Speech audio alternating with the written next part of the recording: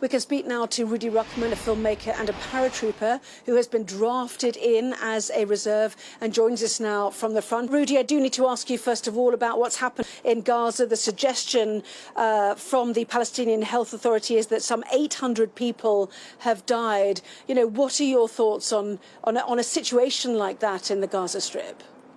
As an activist that is trying to bring Israelis and Palestinians together, that views Palestinians as my family, as my cousins, because Palestinians are related.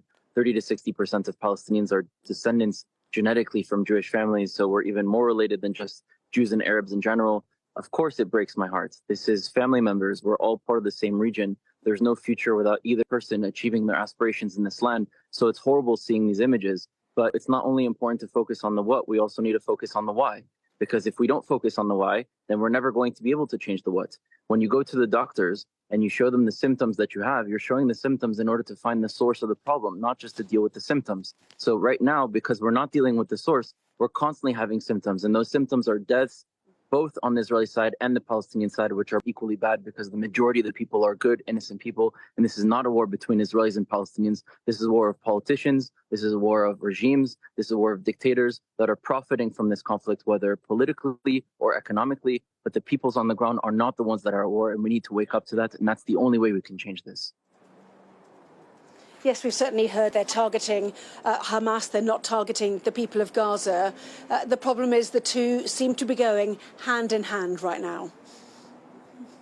Yeah, but there's a reason for that. You know, when Israel has bases, it's nowhere near civilian areas. But Hamas is shooting rockets from civilian areas, from homes, from hospitals, from schools, from kindergartens, from nurseries, from elderly homes. And so Israel has always had a strategy that before it does an airstrike, it warns. It sends a knocker bomb, which is a loud firecracker noise, warning that there's going to be an actual bomb. It sends text messages and phone calls of the specific building to the residents of that building that they need to leave. It sends a drone with leaflets written in Arabic to warn its civilians so that it doesn't have civilians dying. But what does Hamas do? It forces those civilians to stay there. It blocks off the roads for civilians not to be able to leave, because Hamas's goal is to elevate the casualties, both on the Israeli side and the Palestinian side, in order to sell a narrative that Israel is the source of the problem. And this is really what anti-Semitism has always been, to make the Jews the source of the problem. And it's a repeat here today, just it's with the state of Israel, because today we have a country. But in terms of the death, obviously as a human being and also as a cousin of Palestinians, it breaks my heart.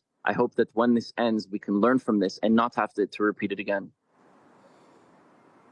And for you, the reservists and the others who've been summoned to come back to the front line and elsewhere in Israel, do you feel that everyone has that resolve to focus on the October the 7th attacks, notwithstanding the scenes we're seeing in Gaza right now?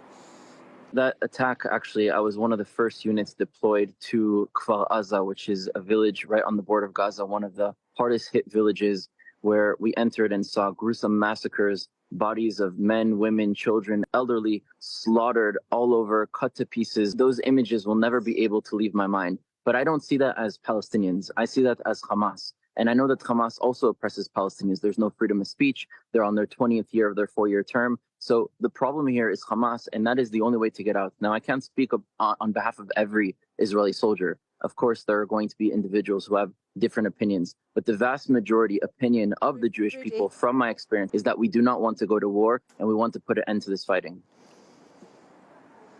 Apologies, Rudy. We have run out of programme. Rudy Ruckman there, reservist, called up. Thank you very much indeed.